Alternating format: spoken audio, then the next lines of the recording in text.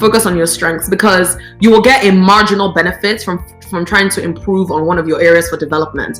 But if you double down on your strengths, you will get even more of a benefit from that, and you'll be able to stand out.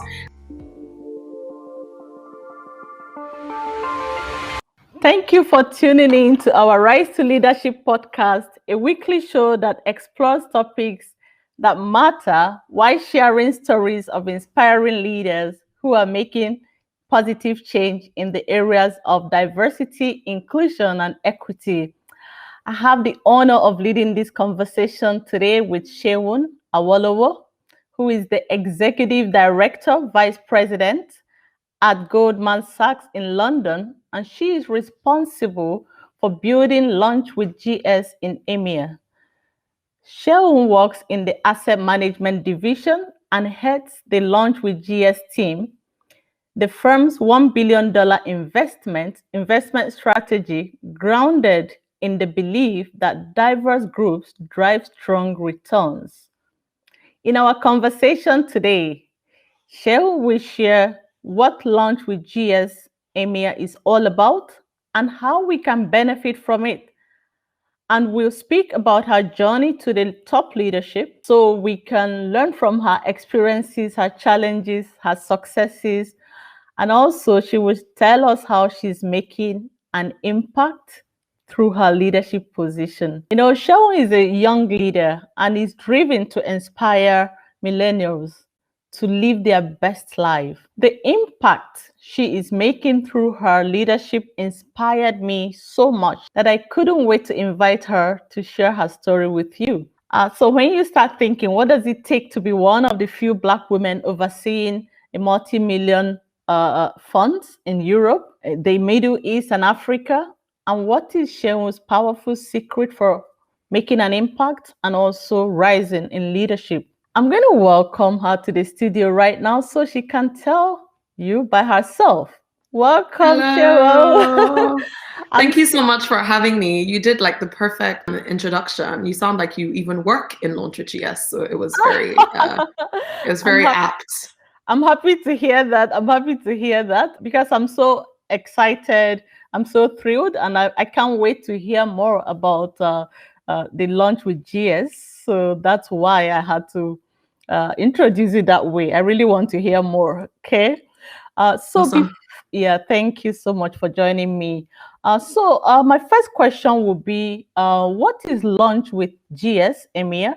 Can you talk me through how it works? Yes, absolutely. It's a pleasure to join you today. I'm super honored to have conversations around leadership and to share, I think, the good work that I'm really excited that we're involved in Europe, Middle East, and Africa, and also globally. So Launch with GS, as you mentioned, is our $1 billion investment strategy grounded in the belief that diverse teams outperform. This was really driven by data, started in 2018 in the US. We've had great success there, invested in a number of companies and great fund managers. And in 2020, the team decided to expand to Europe, and I joined the team in January to lead the initiative. What we're really trying to do with Launch with GS is close the investing gap, which we see as a market opportunity. And we want to be forefront in our leadership skills, in bringing that program to the ground. And so what that means is we work very closely with our investing teams to source great companies, great founders, great fund managers that we invest in. And we monitor those investments, proving our thesis that they will ultimately outperform. Apart from the investing side of things, though, we also are super keen on building the ecosystem. So we currently have an ecosystem globally of about 10,000 founders, fund managers, ecosystem builders, accelerators, etc. And we do a lot of programming throughout the year to bring people together, connecting investors with founders, but also connecting founders with our expertise as an institution. As you know, Goldman Sachs is a large investment bank. We've been around for many years, and we are experts in investment banking, in research, in engineering, etc. And so what we're really trying to do is bring that expertise that we have in our firm to help founders on their journey and to help fund managers on their journey as well. And I'm super excited to be, leading the charge on that in Europe. Thanks for sharing that. That's a fascinating story. And my question is it only Black women, Latinos, minority groups? Is it all women? What is it about? No, it's not. So I think, the definition of diversity is very, very important to talk about here, right? I mean, for us, we are trying to close the investment gap for underrepresented founders. And what underrepresentation means, I mean, Ebere, you know this better than me, on our side of the pond is women, Black people, so Black women, Black men. And so that's really what our focus is going to be in Europe, closing investment gaps for those particular diversity groups. That's fascinating and exciting at the same time. So how do we benefit from it? I know I'm talking to you from the Netherlands, you are working from the UK. So is it something that, our audience might be curious to know how, especially female entrepreneurs in my network, they might want to know, how do they benefit from this Launch with GS? It's a great question. We have an incredible website, launchwithgs.com. You can connect with us there, where you'll get connected to our ecosystem. We do send out newsletters, etc., so you can keep in touch with different programs that we're running. And I'm happy for anybody to reach out to me to hear more, or to talk to me about the business and how we can help them. We're always looking to connect with talented founders and fund managers. That's exciting. Thanks for sharing that. I mean, the way you sound when you talk about Goldman Sachs, and especially your role, and when I also looked at your LinkedIn, you're so excited, for this company. What is it about Goldman Sachs that you like? And especially, what is it about this role that you enjoy? It's a great question. I think for me, I guess one of the themes throughout my career has been my tendency to not necessarily take an opportunity just for the sake of what it is, but I've always measured myself by impact. And so for me, the reason why I'm super excited about being in the Launch with GS team is that every day I get to help my community. I get to help founders connect to capital, connect to connections, using the position that I have and the privilege of working at such an incredible institution like Goldman Sachs to connect the dots for my community. And so that's why I'm actually super excited and passionate about it. As it pertains to the firm in general, to be honest, when I was in university, I didn't dream of working in an investment bank. I think this is something that I've shared on many platforms. I really did think I was going to leave uni and either fulfill my grandma's dreams for me of becoming a fashion designer or start in an NGO in Nigeria to tackle the issue of girls' education.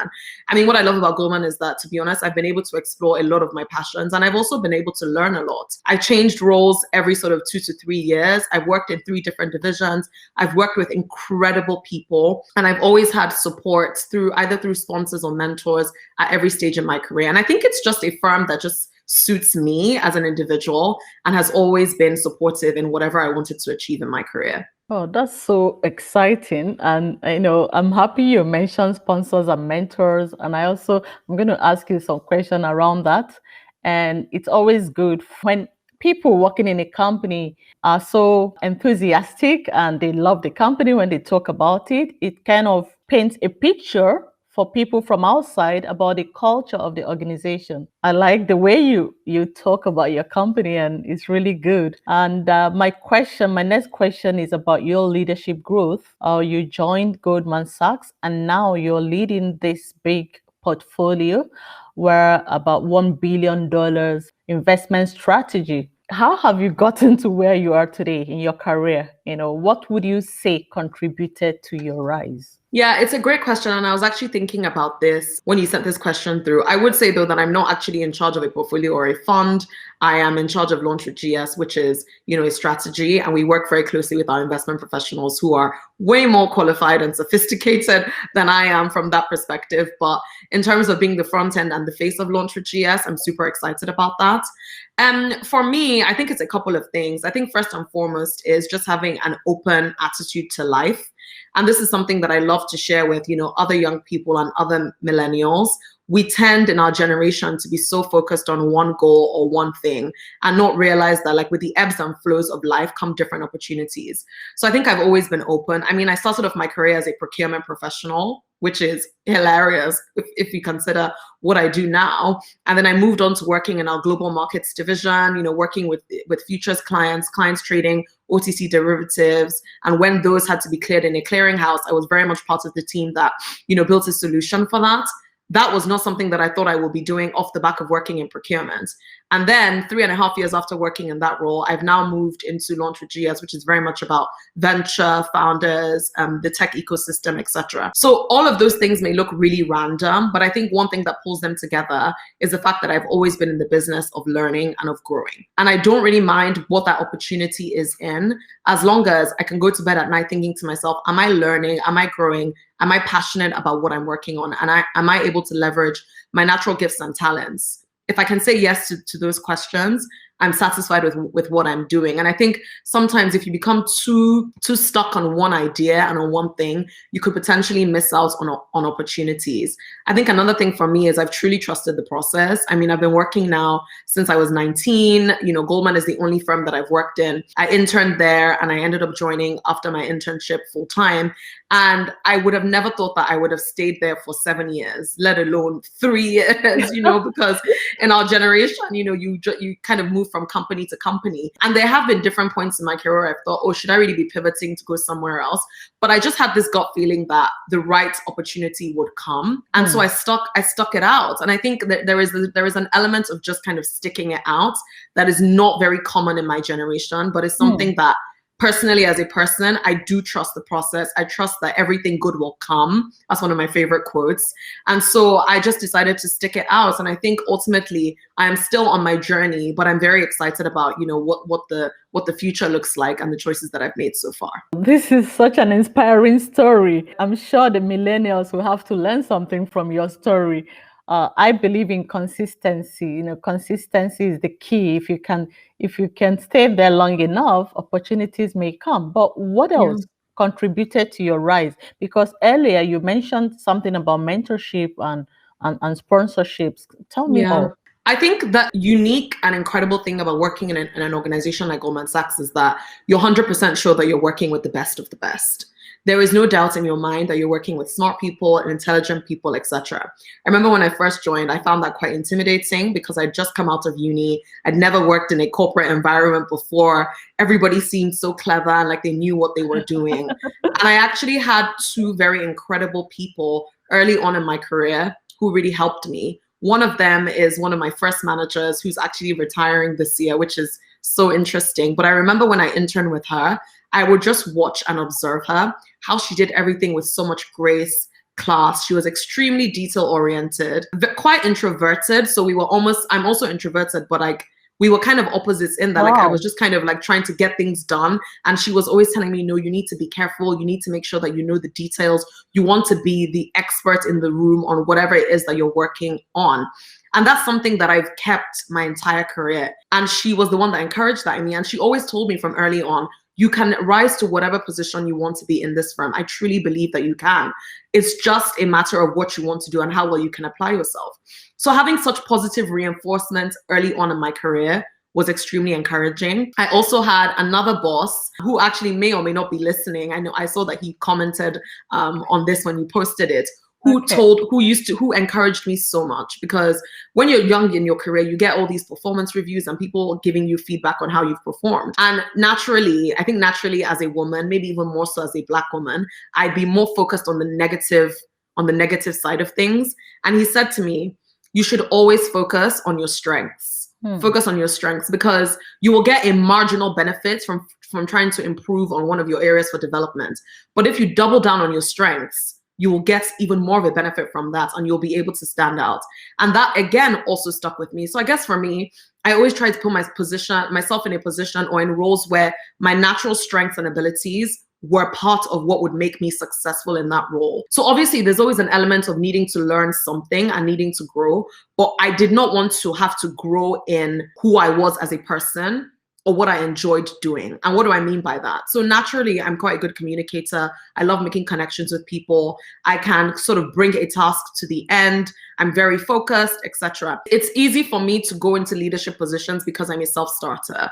So I would always try to put myself in a position where those skills will be relevant. And I think self-mastery is something that I think is super important. I mean, I do a lot of meditation. I journal every day. I reflect on my life, like as I live it. And I think that gives you the ability to be able to see patterns and pathologies in yourself. So you understand, okay, I thrive better in this kind of situation. And so if that's the case, those are the kinds of situations I'm going to pursue and the kinds of situations I'm going to put myself in. I don't take risks when it comes to my ability to succeed. If there's any aspect of my success story that I can control, whether it be the environment, whether it be the content of the work, I will try to control that by managing the situations that I put myself in. So I think not taking risks like, oh, I'll just try it and see how it goes when you're not sure, beyond learning sort of the facts and the themes and sort of the theory of it as an individual, is this a role that I can actually thrive in? I think, asking yourself that question regularly is super helpful. And that's what I've always done. I love that. I love that so much because in Rise and Lead, we have a women leadership development program called Rise to Leadership. And the first module, we spent some time talking about your sweet spots, trying to explain like those three things you mentioned. If we can just find out what those sweet spots, or even call it your value, this is the value you bring to the table. And when you understand it and take jobs that are aligned with those values, exactly, or strengths, then you will excel faster instead of trying to fix what you don't have. I love that. Thanks for sharing that. And, for our audience watching or who may be listening later, they may be asking or wondering, like, what have been the biggest obstacles you've faced along your journey and how did you overcome them? Yeah, it's a good question. And I did try to think, what are the biggest obstacles I faced? I think one of the things for me is just the ability to realize that patience is a virtue and that everything isn't going to happen overnight. I think early on, I was faced with a lot of confusion. When I first started working, the French have this saying, métro, boulot, dodo.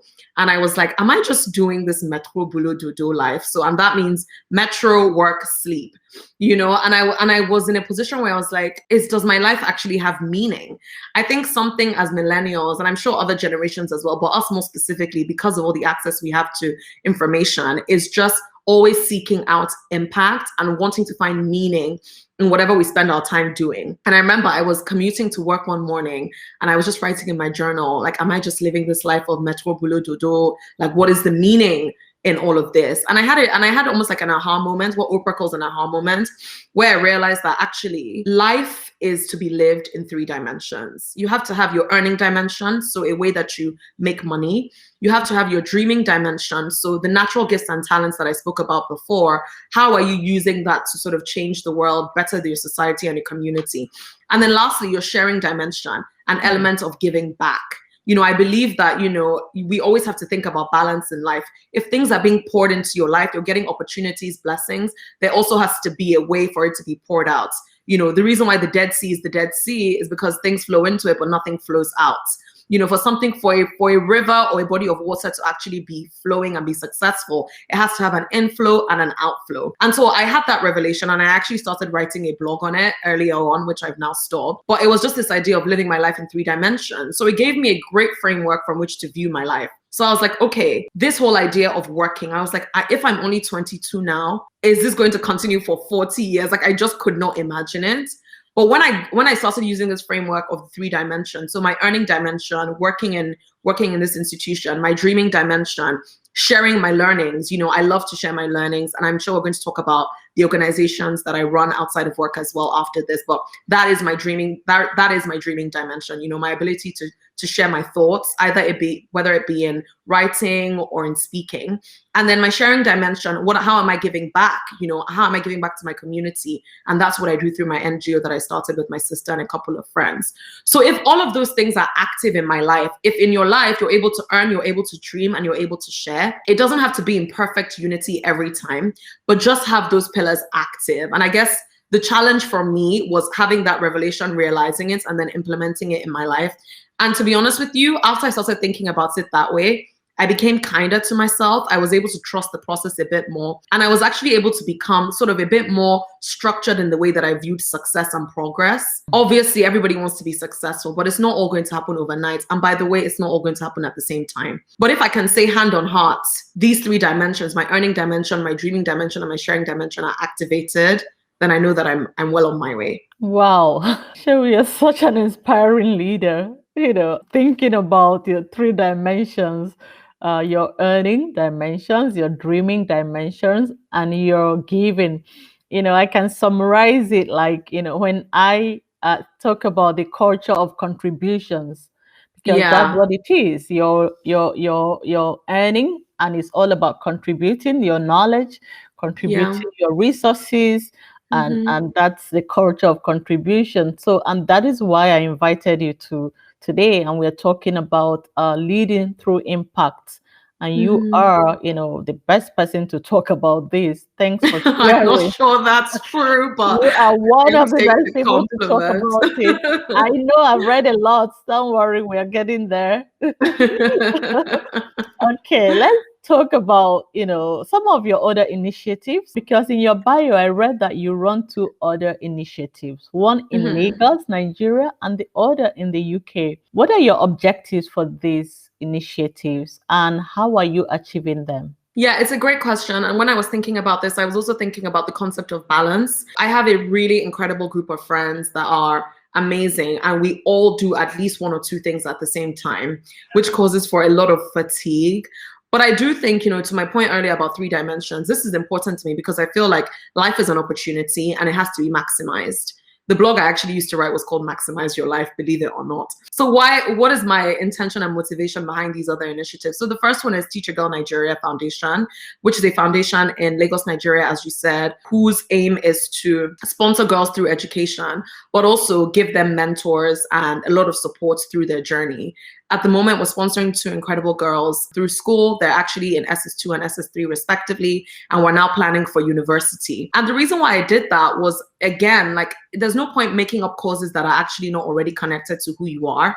I think for me, I realized the privilege and the opportunity that I've had by having amazing parents who sacrificed so much for me to have the best of the best when it comes to education. They sacrificed so much so that to the detriment even of themselves in some cases, where they had to sacrifice their careers or their time. And I realized that not everybody has that opportunity, but actually everybody deserves that opportunity. So what can I do to close that gap? And, I ended up visiting Makoko, which is a community in Lagos, Nigeria, built on water. We went on the trip and we kind of went through, and I was looking in the schools, I was looking at the boards, and I saw on the boards of the school that like after like primary 5, the number of girls in the classroom reduced by half and half and half, to the point where like towards the end of the school, there weren't any girls in the class. And my question to the principal was obviously, well, why is the number of girls reducing? And she shared that it was because, at the age of 11 or 12, when you start your period, they weren't able to afford sanitary towels or anything like that. And so they were too embarrassed to come to school and they were removed. Or their parents thought there was no point having a girl in school. It would be better or more profitable for the entire family if she went and got a job as like a cleaner, a nanny, or a hawker. And for me, this was devastating. It was kind of like an eye-opening revelation. And so I said, okay, what can we do?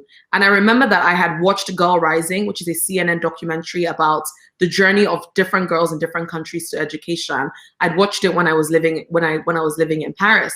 And I said, okay, let's screen this documentary and raise funding, partner with the school in Makoko to address this issue of girls' education. So when we did that, the response was just overwhelming. Even the government was super impressed by it. And everybody was like, okay, how much can we do more?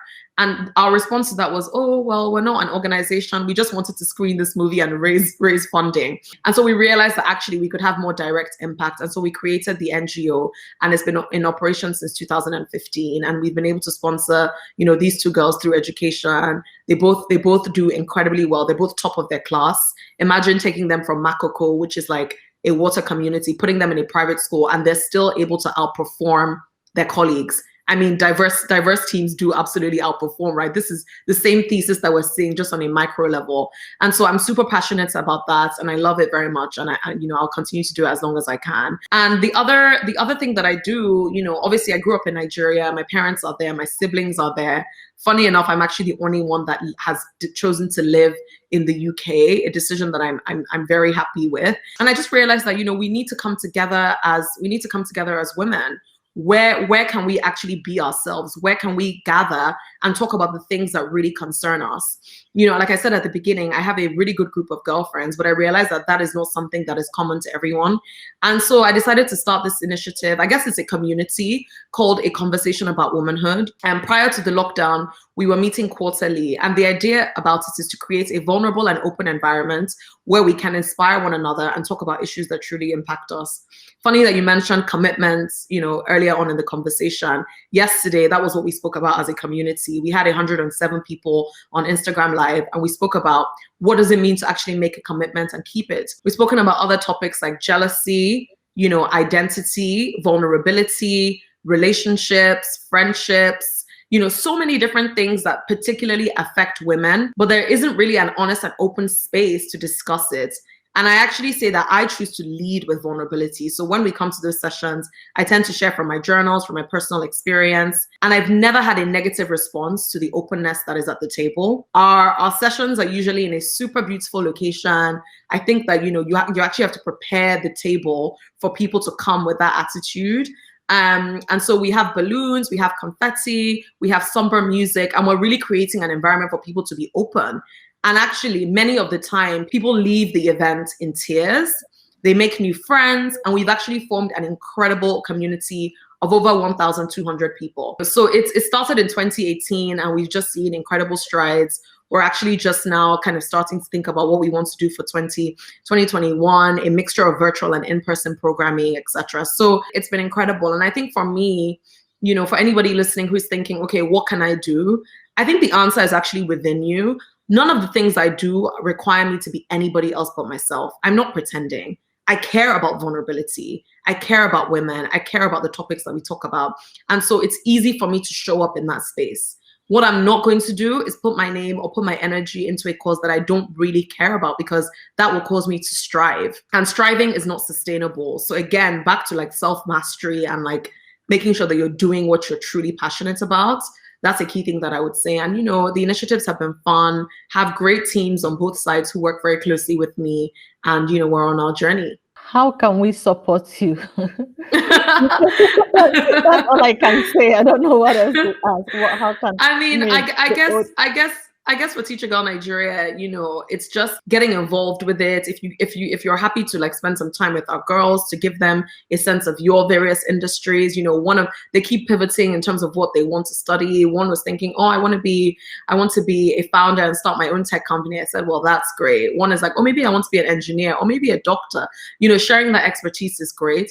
And in terms of a conversation about womanhood, you know, if you're happy to come and talk about any of the topics that we talk about, please feel free to sort of reach out to me. We are on Instagram, ACONV Womanhood. You can find us there. Yeah, I mean, I think that's pretty much it. I'm sure for me and anyone who is watching or who will be listening later, please find a way to support these initiatives. You know, what is interesting about this story is the fact that you are working with Goldman Sachs, you're busy, and you still find time to drive 2 initiatives. That is amazing, Seun. It's not easy. And this really kind of shows the type of leader you are. Because when something is important to a leader, they don't complain about time. They plan it and they execute it with true people. And that's what leadership is about. You have this grand vision, you come up with strategy, and then your ability to inspire and influence other people to come join you to achieve the vision is actually what makes you a leader. Really happy that we have you here on this platform. We will also share on our newsletter about your initiatives and welcome our community in any way they can support you.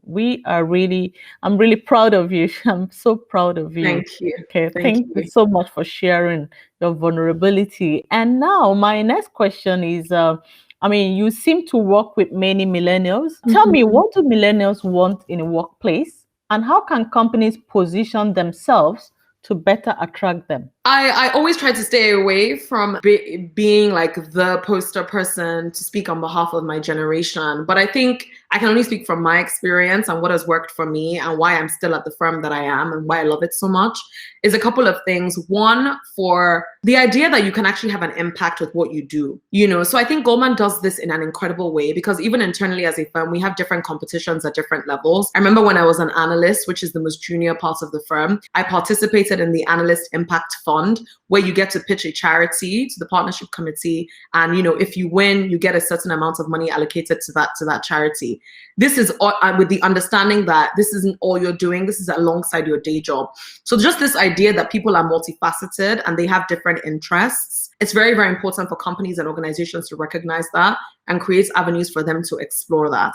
I think what goes hand in hand with that is flexibility. Flexibility. Nobody wants to be clocked in and out and be monitored, etc. Obviously, there's some jobs that you do where that is a requirement, but I think for me, the ability to feel like I can actually express myself in this way with the initiatives that I run outside of work and that not necessarily be in conflict with my day job, is amazing. I don't feel like the firm is holding me back in any way, shape, or form, and I know that people struggle with that in other companies. So I think it's a combination of finding ways to allow them to explore other interests that are impactful and also providing them the flexibility to do so.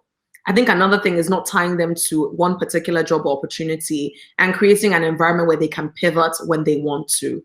I mean, I'm probably a rare breed of millennial who has been at one company for many, many years. A lot of my friends have moved around to several companies, but the question should not be why are millennials leaving? The question should be why are they not staying, which I think is a better way to think about it because then it will force organizations to think about sustainable solutions. So what does that mean? It means having a program, a company where people can move roles when they want. I said I changed job 3 times. Even within that, I've probably done like 6 jobs in this firm. I'm always being challenged. And when I ask for a challenge, it's reciprocated with honest and clear feedback. Oh, you're not ready for this opportunity. Why don't you do this project that will prepare you?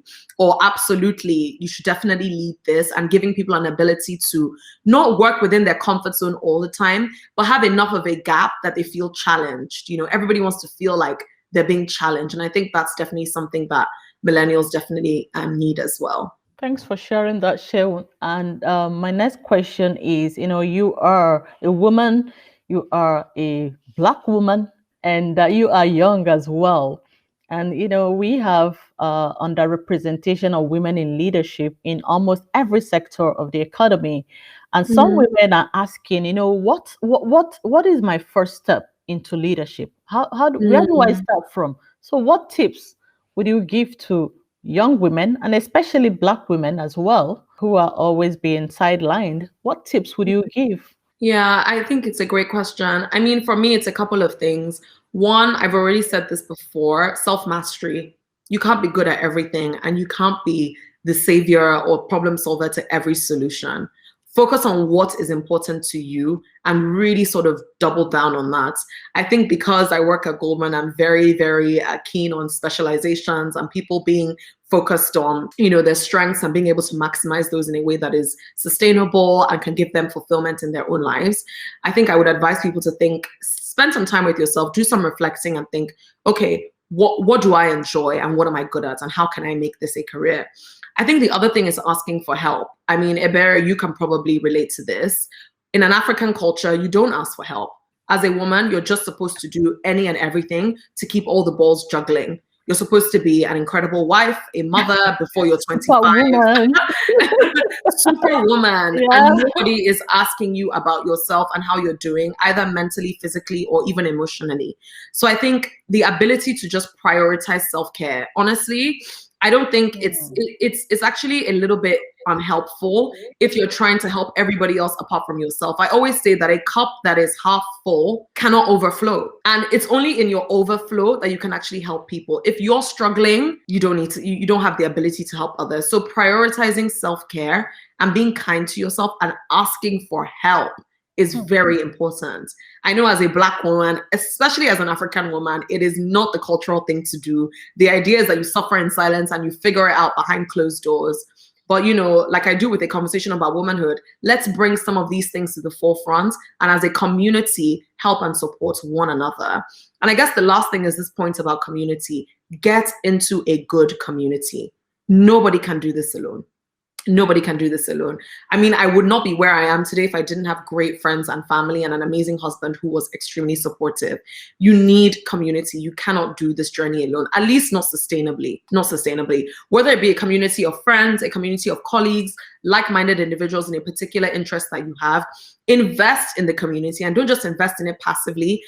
Be active in a community. It gives you new ideas, it gives you a great network, and it also reassures you about some of the things that you maybe already know about yourself but are questioning. Those are things that I would say. And I know it's not really the typical answer of like, study this degree or like, no, I just think that a lot of those things are secondary. We need to deal with the primary needs as individuals first, which is on a basic level as a human being, what do I need? Emotional support, a community, and help. Personally, I've benefited from, support from other women and also community, because in Rise and Lead, we have what we call Connect to Grow. We meet bi-monthly, every 2 months. And, some of the incredible testimonials that people share after attending Connect to Grow, somebody said recently that even though it's in the evenings, but she gets a lot of energy whenever she joins the conversation. As women, we really need the support of each other. But one thing that's very important you mentioned is about being able to ask. It's something I had to learn myself, like you rightly said, especially in our culture, but I think is in almost every culture, most women most people don't ask. Being able to ask will help you get that promotion you're looking for, get that higher position, and get the support that we need to thrive. So thanks for sharing and reinforcing that. I always say that, and I'm happy to hear that from you.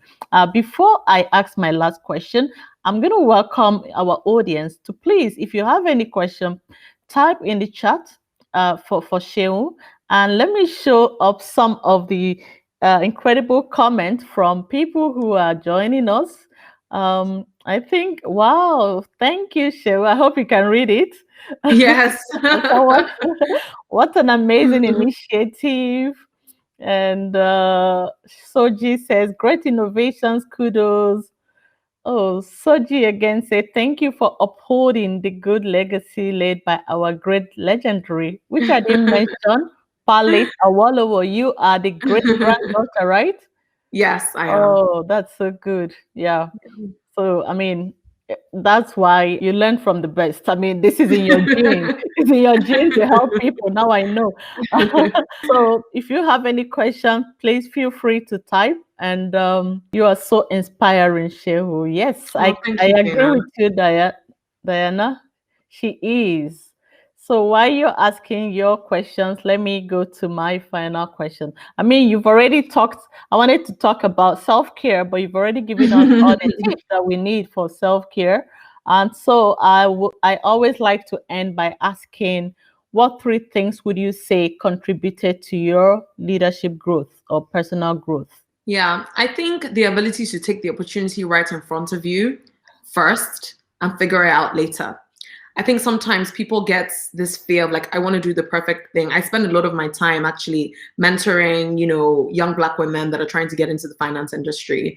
And they all ask me a form of a question, which is kind of like, am I stuck in this? And I always say to them, no, you're not. Take the opportunity immediately in front of you and figure it out as you go along. That's the first thing. I think the second thing that I said was just having the perspective that life isn't just one dimensional. You're not just here to earn money. You're also here to see your dreams come true, dreams that are very specific and intentional to you, and you're here to share with your community. So having those 3 things always at the back of my mind has helped me so far.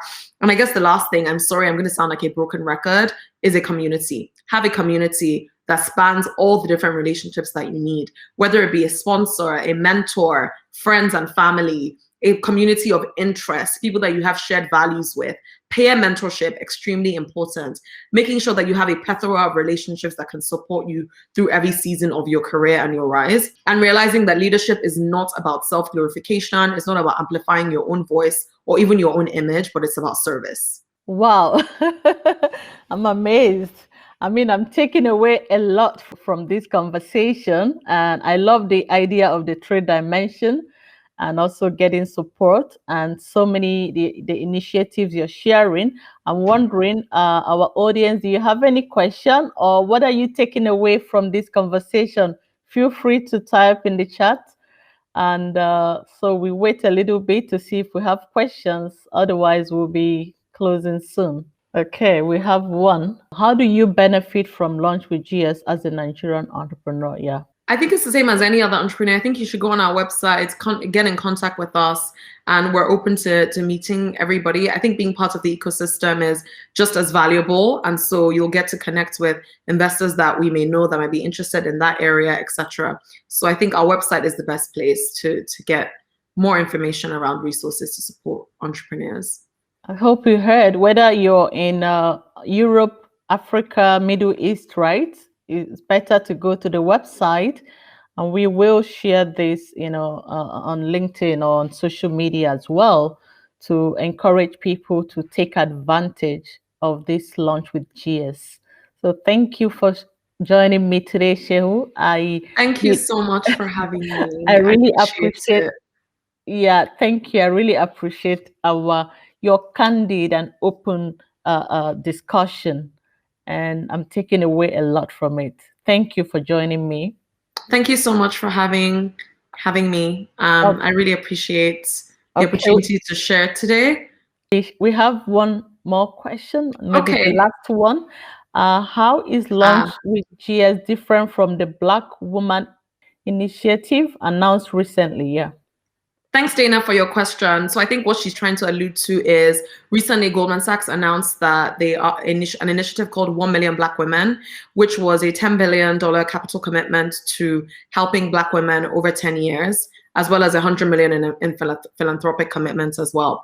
I think Launch with GS is different from this because 1 Million Black Women is focused specifically on Black women in the US, whereas Launch with GS is a global initiative currently operating in the US and Europe as well. I think another thing to focus on is that 1 Million Black Women has different sectors that they're focused on, including healthcare, access to capital, etc. And I love the initiative. We are a total capital focused initiative, and we're just focusing on access to capital. So we work very closely with our 1 Million Black Women colleagues. I mean, we are ultimately one firm.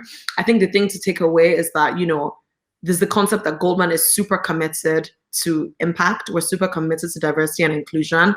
And I don't think you can have too many initiatives on this because there's a wide gap to close. And so you can engage with us either through Launch with GS, 1 Million Black Women, or the other initiatives that we have. Very great initiative. I think Goldman Sachs needs to be applauded for what they are doing in supporting the minority, the underrepresented groups, and really taking actions on their commitments. So many companies talk about it, but do nothing. So we tell them we appreciate them. And of course, we're going to have Shehu come back again, especially I would love to. Rise and Lead Summit is coming up September 23 to 22nd to 24th. And for those who are watching, just go to riseandleadsummit.com and secure your seat early. And I'm sure you will see Shehu again. We will come to you to invite you specifically for the summit. Thank you so much for joining me. Thank you so much, everybody. And for our audience, everybody who has joined us live, we really appreciate you. Thank you for joining us. Please feel free to share your thoughts and share this video as well when it's out. And bye-bye. Bye. Thanks, everybody.